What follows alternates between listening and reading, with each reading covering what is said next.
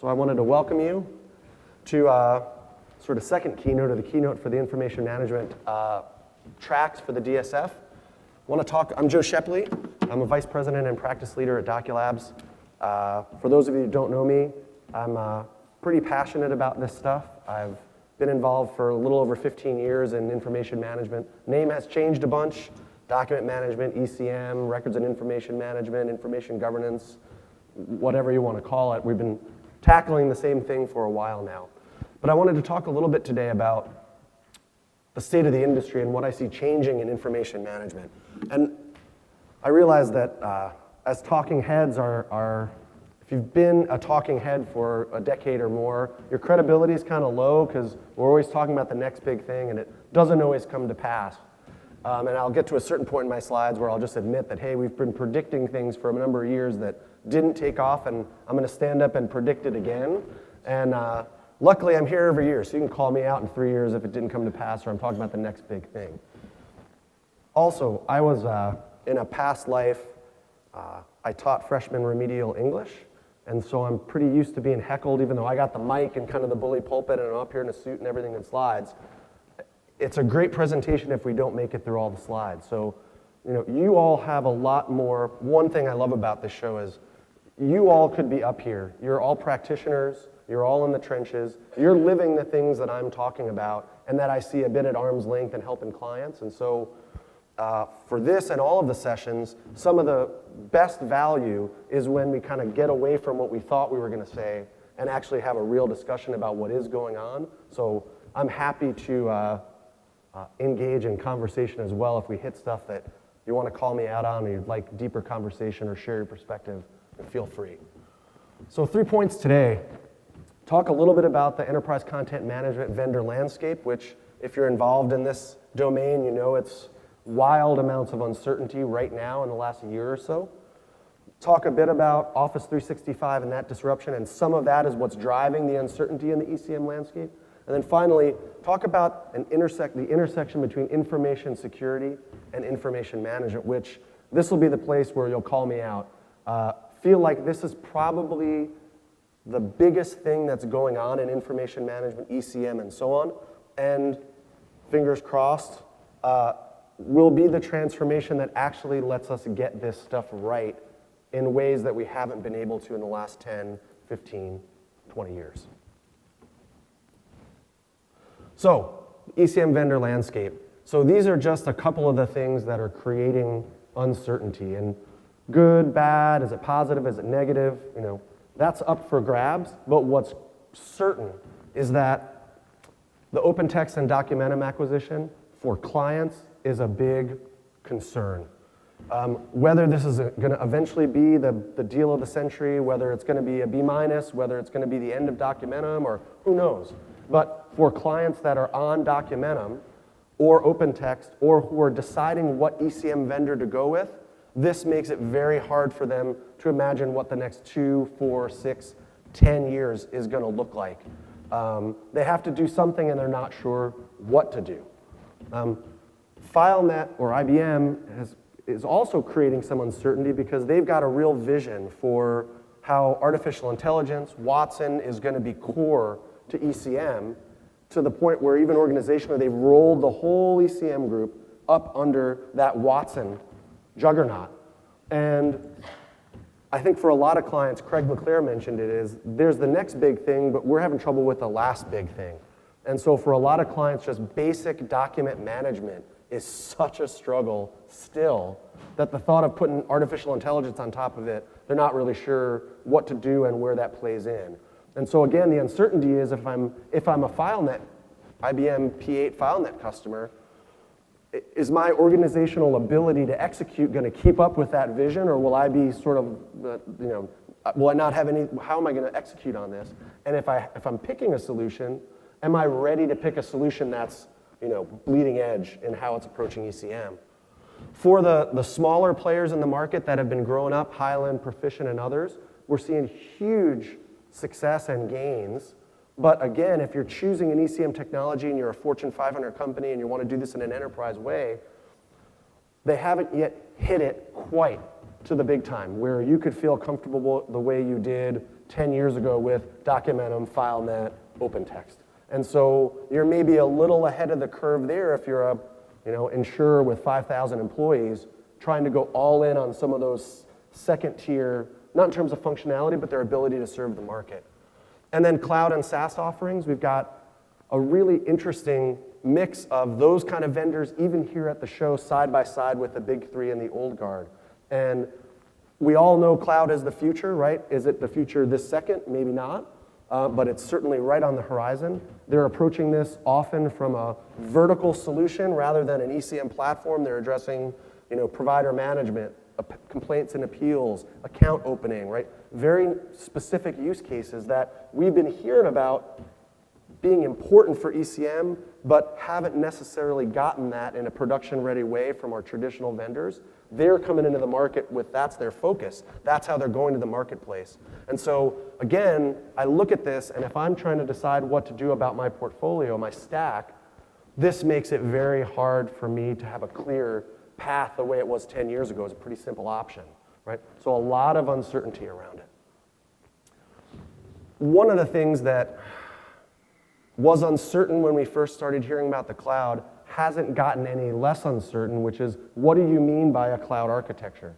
So I'm going to go to the cloud, but what is that? So it can be three general things, right? It can be a bucket for your storage, so all my apps live on premises, but that filing cabinet is going to be in the cloud.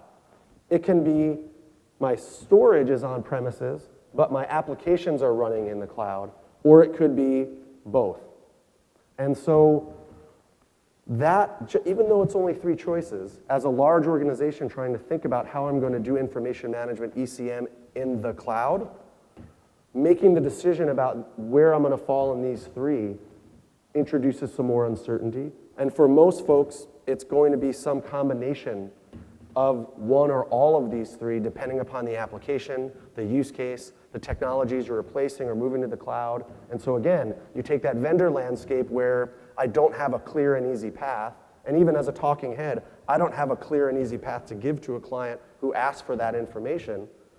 And the underlying architecture of how I'm going to deliver that solution and that information management has a lot of uncertainty in it as well. So it's a hard time to be an enterprise architect or a leader at a firm who's, it's always hard to be an information architect, but today it's hard, someone who's responsible for ECM or information management at a firm, whether you're a business leader, technology, compliance, whatever, very difficult times to make a decision about what to do. So this picture shows kind of where we've been with ECM. So you've got low to high risk, you've got low to high value, and typically for your low value content, some of it picnic notices, some of it red hot risky, like PHI sitting on a share drive that a salesperson pulled a report into Excel with 60,000 rows, and it's got way too much information about diagnosis codes and social security numbers, right? So you can have not necessarily high value content anymore, nobody needs it, but very risky. Share drives cover it all. SharePoint and traditional ECM was for that typically very high value and high risk, but also some low value and low risk. Craig mentioned cold, enterprise report management. We got clients where you have 150 million reports sitting in cold storage or Mobius, and half of it, we don't really know what it is. It's of dubious provenance. It's a server log from 15 years ago. But there's also really critical content in there. And then SharePoint has traditionally bridged the gap between the two. It has a lot of low-value, low-risk information, has a lot of low-value, high-risk information, and it creeps up pretty far into that high-risk, high-value information. Maybe our policies say it shouldn't, and maybe that's not our preferred target state for that content, but we all know that folks are putting it in there because it's the easiest thing for them to do, whereas traditional ECM maybe isn't as user-friendly or they don't even know how to use it. Now, where this is shifting is that I think what we're going to see is that share drives are shrinking to the low-risk, low-value content. With the move to Office 365, with the move to things like Box and Dropbox, other kind of enterprise file sync and share OneDrive, in a couple of years, all of the stuff that was on share drives is going to be there, right? And whether OneDrive is really just, I mean, it's just a share drive in the cloud, right? But it has a lot more controls on things like security, the ability to do metadata, sharing, and so on that we didn't have, as well as integrations into more robust Office 365 solutions like SharePoint to lifecycle that content. When it goes from being low value, low risk to higher value, higher risk, we can move it into something more appropriate. At least that's the vision that Microsoft wants to get to.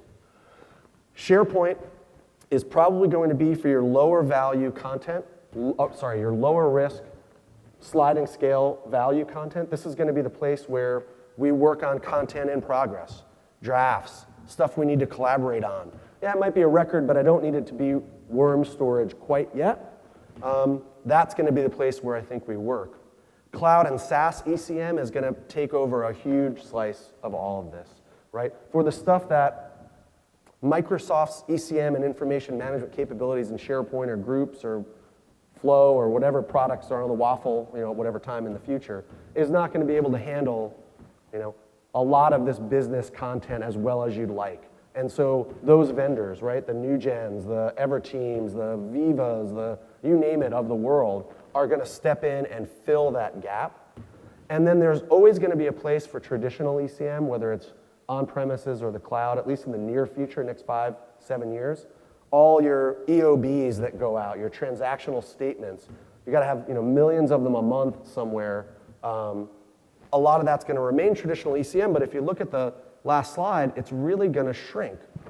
And so the question is, are those traditional vendors going to become more like a cloud SaaS vendors that we see entering the market, or will they just kind of stick to their knitting and slowly kind of be edged out to a smaller footprint in the organization, right?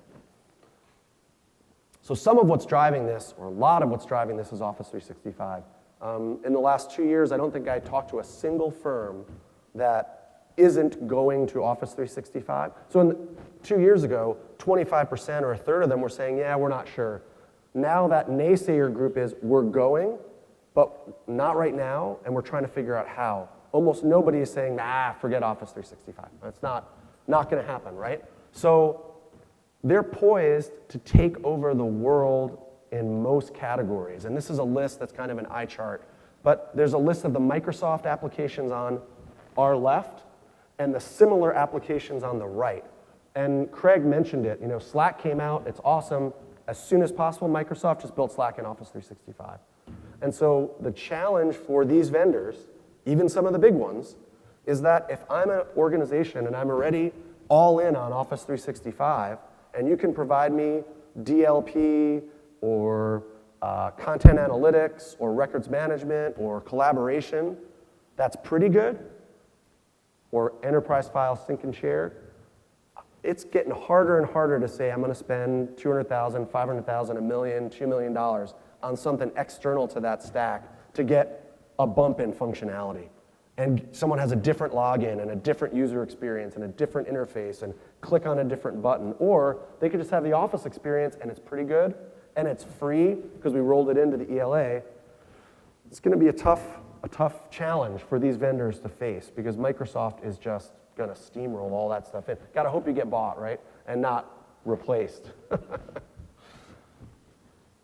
So the other disruption is in terms of your end user experience at customers, at clients, right, at an organization, because an out-of-the-box license includes this and more. This is as of like a month ago, but it seems like every week there's something new on that waffle. We're giving your end users the chance to build BPM dynamically. Like, no, I don't want them to have the chance to do that. So there's so much that's available, and there's so much functionality. And Craig had mentioned, it's not all integrated. They're kind of throwing stuff against the wall and seeing what sticks.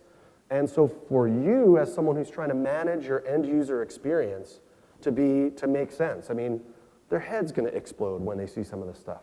So on the one hand, their head will explode in a bad way, like, I'm going to shut down, I don't know what to use. When it explodes in a good way and they go, I'm all in on this, and they start using it, we've got a mess again. Right? And so managing the pace of change when you go to Office 365 is very challenging. What am I going to show to my users? What am I going to enable? What has value for them? What's going to allow us to still keep some semblance of governance without shutting it down completely? Very, very challenging for organizations to know. And then the last thing is, for this, across the top are different capabilities in content management, information management, and then down the left side are all the different Microsoft products as of a month ago and what they cover.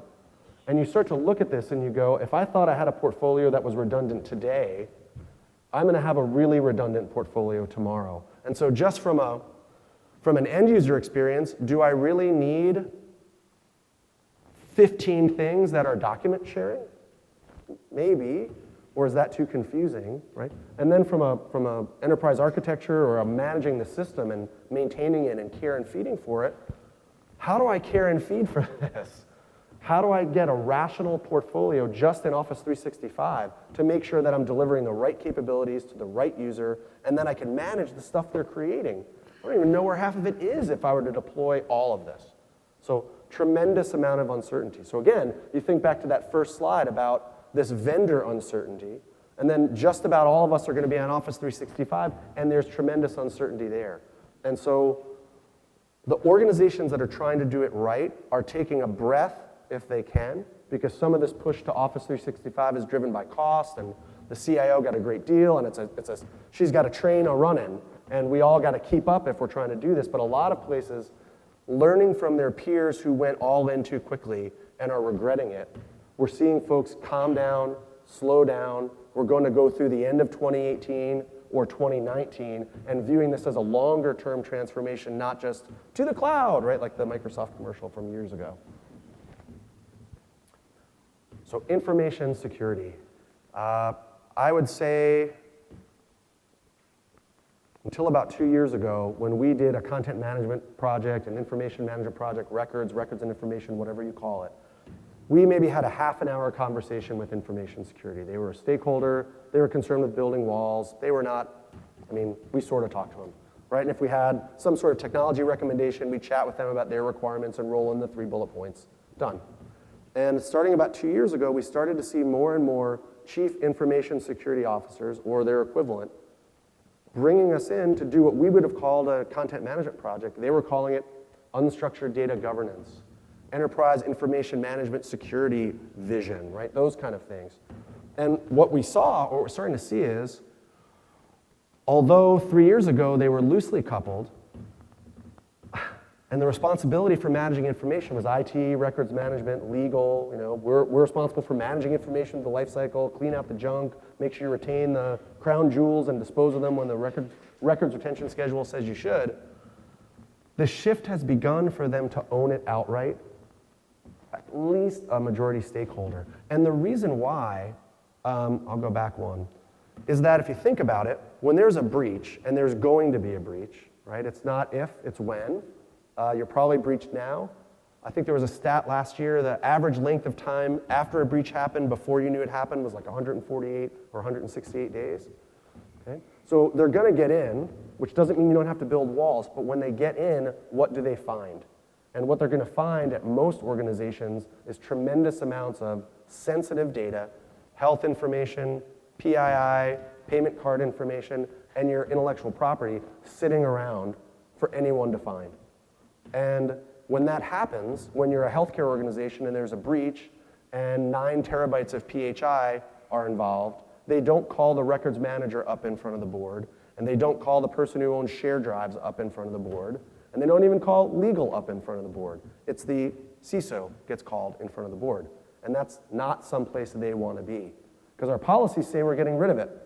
Our policies say it wasn't even there, and yet it's there. Right? We had a billing system that's 20 years old and we're supposed to purge it after 7 years. We never purged it. They got in. Why are there 13 years of billing information we didn't have to have? That breach just got twice as bad, right?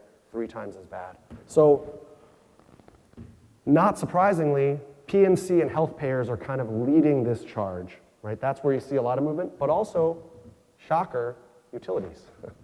And so, in that space, for some reason, it's just been explosive. How many of them are rolling information management records underneath information security? It's become a board-level concern. They see purging stale data and managing sensitive data as a security concern, not records management overhead, legal overhead, and it changes the whole tenor of the conversation. So just a quick history lesson. If you think about who owned document management, document output, records, ECM, whatever we call this thing, right? Managing unstructured data. Starting in the 80s, it was print shop and mailroom, right? We're taking paper-based applications for our products and services account opening. We're digitizing it, scanning it, indexing it, delivering it to workflow on mainframes and so on. It was very successful. At a certain point in the 90s, we get client-server architecture, IT, we call it ECM. IT takes over, right? They're going to own this. It's probably been a mixed bag. There's all sorts of surveys about what value do you get out of your ECM deployment, and they're not like heart-stirring numbers. People aren't like, jumping up and down about how excited they are at the value they get from their ECM investment when IT is running it. After the Federal Rules of Civil Procedure change in 2006, so this is the first one that we predicted was this is going to change the game. We got to go to court. We got to behave in a certain way. It talked about good information management practices. This is going to drive it. It's going to be exciting. We're going to change it. We're going to succeed. Didn't happen so much, right?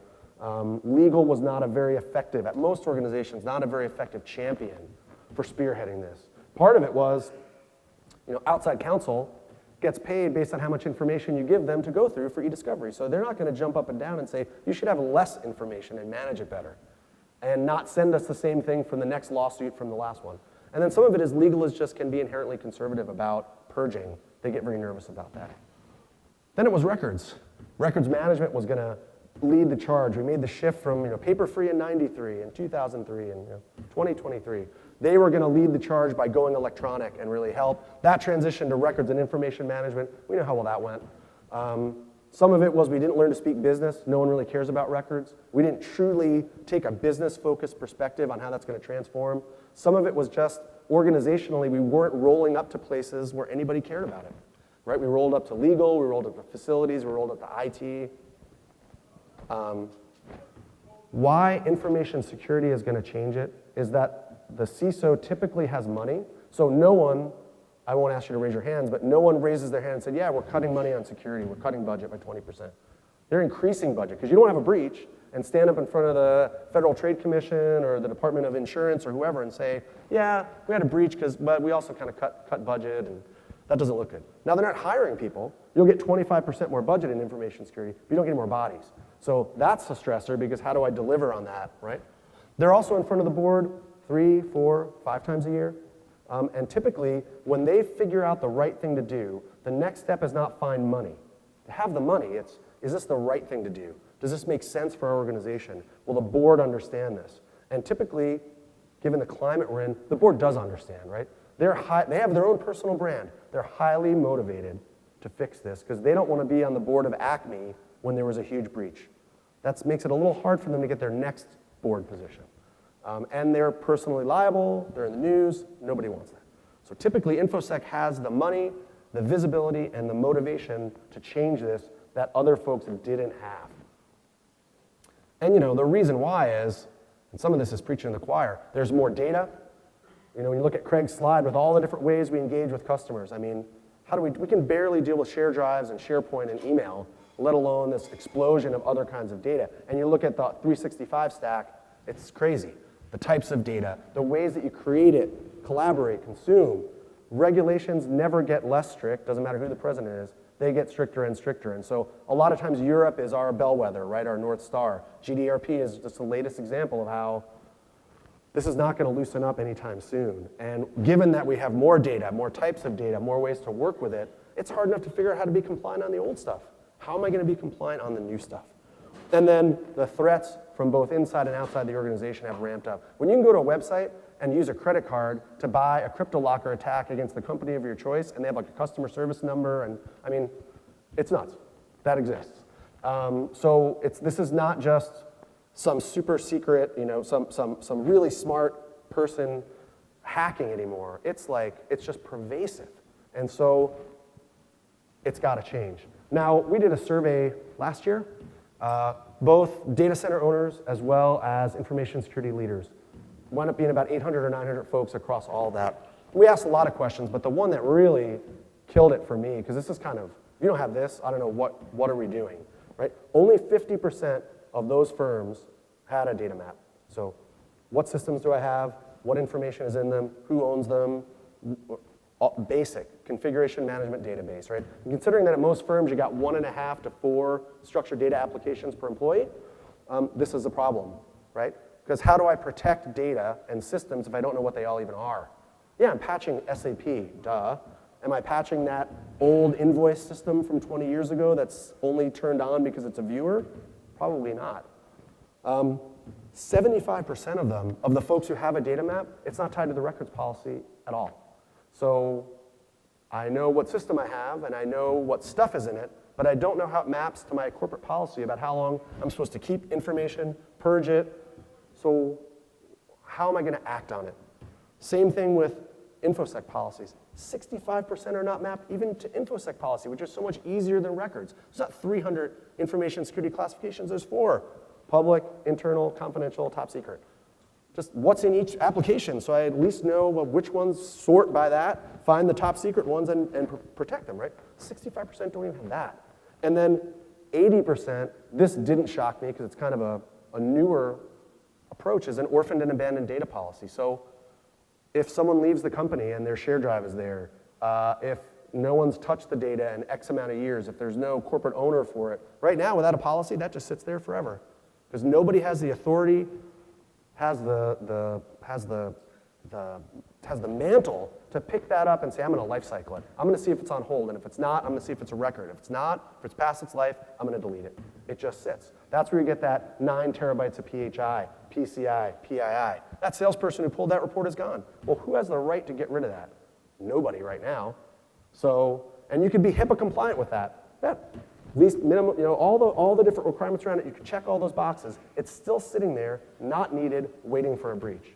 And so when I look at this, I go, great that information security is going to lead the charge, but we have work to do, both as practitioners out in the industry and inside the organization. Because if we don't have some of this stuff, I can't act on all that information. I can't life cycle that information. I can't reduce my risk surface if I don't have these things.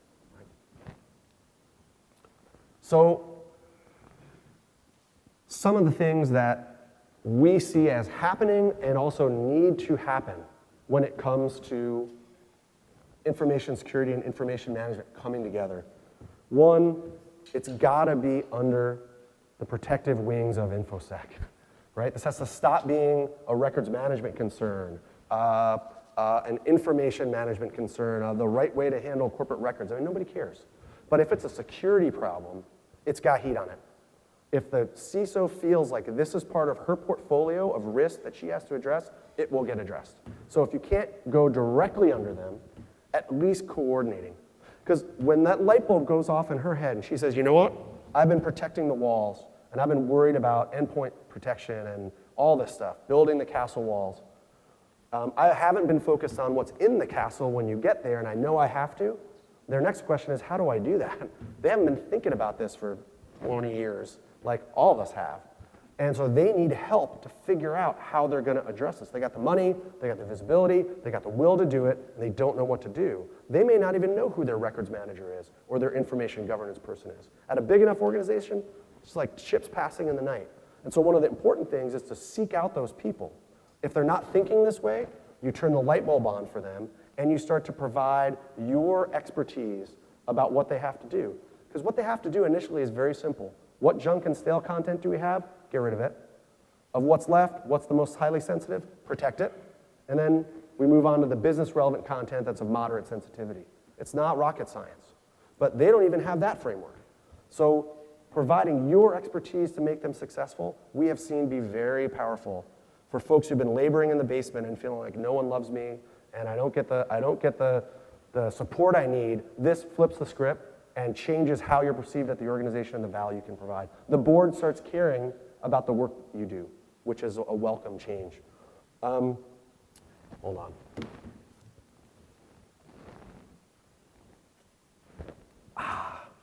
Delicious. Addressing information management from a risk perspective. So it's not really a change because a lot of organizations, there's not enough organizations yet with like a chief risk officer. We all manage risk, but not always not with an organization on the org chart the way CISO is, right? But talking about risk is what InfoSec does. They know they can't protect every endpoint. I can't patch every system. I can't protect everything, right? So one of the values that you provide is if I have 150 terabytes of shared drive content and I reduce it to 20 in the first year of the program, thank you. I got to protect way less, way easier. But the other thing is, even with that, they can't protect everything. 20 terabytes is still a lot, right? It's still millions of folders. It's still tens of millions of files. And so, yes, there's software that you need to use that's going to help you. But even with that, I got to make decisions. And the decision should not be from a best practices information management standpoint. Again, you're going to lose them. They don't care. It's what's my risk profile? What's the riskiest things? When I look at my risk surface, where are the inflection points that I've got to address them? That's how they think. And if you come to them talking information management or records management, you use the R word, you're losing them. You got to say, we got risk associated with their information, and I can help you quantify that risk, know where that risk falls and where our information is, and I can help you start to think intelligently and in a more data-driven way about how I'm going to address that risk. Step 1, step 2, step 3, step 4. Once you get that vision, I can't tell you how many organizations don't have the policy infrastructure in place, not just orphan and abandoned data, that's a big one, but when they get religion about managing their information better from a risk perspective as an information security concern rather than records, right? You look at the policies that are in place and the procedures that are in place, they don't support any of it. These are like best practices policies from 2008. And so what would allow you to act on stale and junk data, to act on sensitive data that doesn't have an owner, to do all the things that we know we need to do? It's not enough to just have a retention schedule. It's not enough to have a generic records policy or information policy or InfoSec policy. You gotta think about the end game of what I'm trying to accomplish in gaining knowledge of my risk surface and reduce it and make sure policies support that. And then you've gotta have procedures not only for literally doing the cleanup, the information management work, but for the day-to-day jobs that have an information management component. If they don't have direction for how someone's gonna do their job and comply with the policies, you're in trouble. If you think about, particularly with Office 365, we're all going, and it's gonna be a feast day for opposing counsel, because they're gonna look at that and go, show me all the controls that you had around migrating Exchange. Show me how you were sure that the mailboxes that were on hold that you moved were done in a forensically sound way with chain of custody. And IT is gonna look at you like legal, like, that was 6 years ago, man. We didn't do like a requirements doc. We have a list of the scripts we ran, but I don't know where the scripts are located. I don't have the error report. I guess we got an email from legal telling us which mailboxes were on hold, but like I can't find it. I mean, that's not a good answer. And so not only do you have to have those policies and procedures help you look like you know what you're doing and you're making a good faith effort to manage that corporate information the way it should be, but then making sure that all of that is documented, right? So you have policies, procedures, and then what we said we're gonna do and what we did. File it away so that, because in 10 years, someone's gonna get deposed and they're not gonna remember, and IT's not gonna remember, and how do we do early case assessment? How do we decide about settling? How do we defend ourselves when we haven't done that? And yet, all too often, just all of this isn't tied together in a way that's gonna allow us, one, to do it right, but two, even if we do it right, make that defensible at a later time, and you know it's coming, right? And then the last thing is, file analytics, security and access technology is the only way you're gonna be able to do this. It's, like in records, we have cleanup day. Let's everyone take a day and clean up your file shares. Like that's just, it's not gonna cut it. And yes, 15 years ago, 10 years ago, this idea that we just point a tool at our content and it'll know what it is. We've been hearing that so long we feel like we've gotten burned. But honestly, it's becoming a commodity technology. Whether that's regular expression searching, number for social, dictionary lookup, or more futuristic things like natural language processing, it's here. It works pretty well. Some of it works really well. And so the combination of that plus humans is incredibly powerful. When IBM built the Deep Blue and it beat Kasparov, or I can't remember the chess master's name, it was like this watershed. But today, a mediocre chess player and a mediocre chess computer will beat either the best chess computer or the best human. There's something about that human-machine interaction that 1 + 1 = 8. And it's the same in file analytics. So human being that opens every file and looks at it, last stat I heard was like 70%, 72%. That's with a human being who's an expert looking at every file. It's natural, right? Technology that you just point at it is like much lower, 10, 15, 20%. But humans and machine together, it gets closer to 90%, 85, 90%. And so there's no way, so once you get the CISO excited, and once she agrees that we're going to do this, and we put effort behind it, we fix our policies, procedures, playbook, all of that, we've got to have technology to leverage. Honestly, to figure out what we have, where our risk is, not just what content, but who has access to it and who is accessing it, and then use those same tools in conjunction with our employees to make a difference, to start cleaning up, to tackle the big bucket, low-hanging fruit, whatever metaphor you want to use, stuff that in 3 months, 6 months, I can take that 9 terabytes of PHI and the risk it represents down to 0. That's incredibly powerful. And you're going to get to a point where those are all used up, and now we get to the really hard stuff. That could be 2, 3 years away. And in the meantime, you'll have gained enough experience to really be able to tackle that hard stuff. So, all right. So I think I made it under time. I've got about 5 minutes left, and I wanted to leave time for questions, for comments, for heckling. Jed. Oh, heckling or questions? Both. Okay. If you can do both in one, it would save time. Do you, in your experience with your clients and being out there, actually see any CISOs who would get it from the information management angle? Yeah, so the question was, do we see CISOs out there who are getting it? Yes. Probably about, so in my practice, 2 years ago I had one client who got it, and the rest were ECM, traditional ECM clients. This year, probably 90% of my clients are CISOs that are doing information management, and it's only been 2 years. And so typically, if they don't get it, they're not talking to me. They're talking to like Symantec, right, or whoever, right, endpoint protection. But if they do get it, and the sample size is the sample's a little biased. But in general, the typical ones get it, but they're not sure what to do. I've met very few who get it. They have a plan, and we're just like, bring us in to fit into their plan. It's like, we get it. I can't sleep at night. I don't want to get fired. I don't want to go to jail. What do we do? But we're seeing it more and more, and I would say probably a third of those folks that I'm going to work with this year, it's literally like records and information management lives under the CISO. They're not just driving it. And I think it's just going to it's going to look like that. When we talk again next year, I think it'll be even more dramatic. So.